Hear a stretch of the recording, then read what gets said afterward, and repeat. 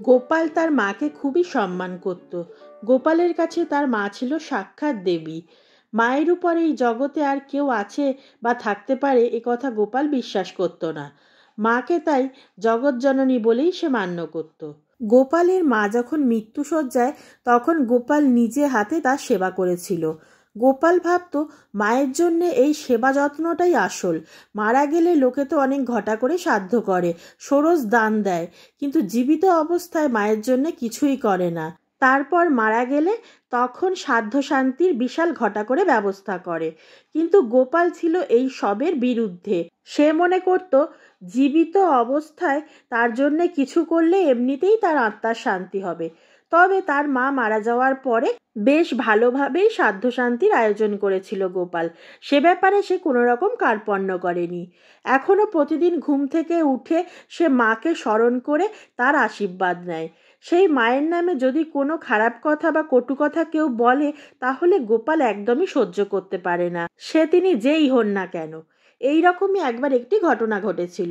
রাজামশাইয়ের সঙ্গে একবার এক জমিদারের বাড়ি গোপাল গিয়েছিল। সেখানে নদিয়া, মুর্শিদাবাদ এবং আশপাশ থেকে অনেক গণ্যমান্য ব্যক্তি এসেছিলেন। সেই সময় গোপালের খ্যাতি চারিদিকে বেশ ছড়িয়ে পড়েছিল। তাই জন্যে অনেকেই তাকে মনে মনে বেশ ঈর্ষা করত।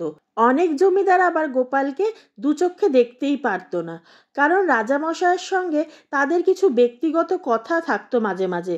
কিন্তু রাজামশাই কিছুতেই গোপালকে কাছছাড়া করতেন না, তাই তাদের সব আলোচনা গোপালের সামনেই করতে হতো। সেই ব্যাপারটা তারা খুব একটা ভালোভাবে নিত না।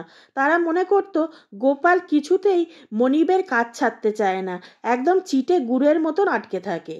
সেই দিন ওই জমিদারের বাড়িতে হঠাৎ একজন গোপালকে একদম সহ্য করতে না পেরে বলে বসলো, আচ্ছা গোপাল, তুমি আর আমি একরকম দেখতে হলাম কিভাবে? কথাটা লোকটি খুব একটা ভালো ভেবে বলেনি। এর ভিতরে নিশ্চয়ই কোনো দুরভিসন্ধি লুকিয়ে রয়েছে।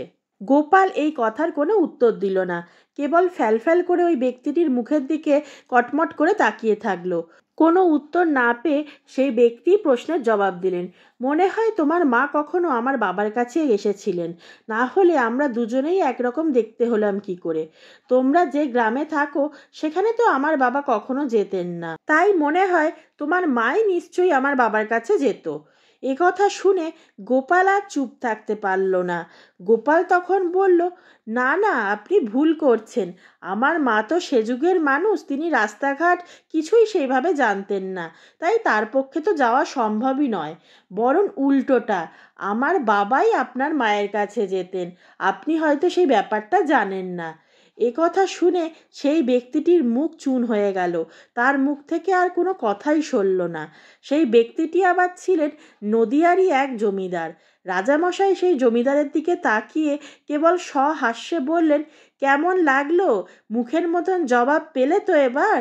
এ কথা শুনে সভায় উপস্থিত সেই সমস্ত ব্যক্তিরা ওর দিকে সে ওর দিকে তাকাতে লাগলো, কারণ এই ব্যক্তিরাই গোপালকে যখন অপমান করছিল তখন তারা মুখ টিপে টিপে হাসছিল এবং ব্যাপারটার মজা নিচ্ছিল, কারণ তারাও গোপালকে পছন্দ করতো না। কিন্তু গোপাল ঘুরিয়ে জবাব দেওয়ার পর তাদেরও থোতা মুখ ভোতা হয়ে গেল।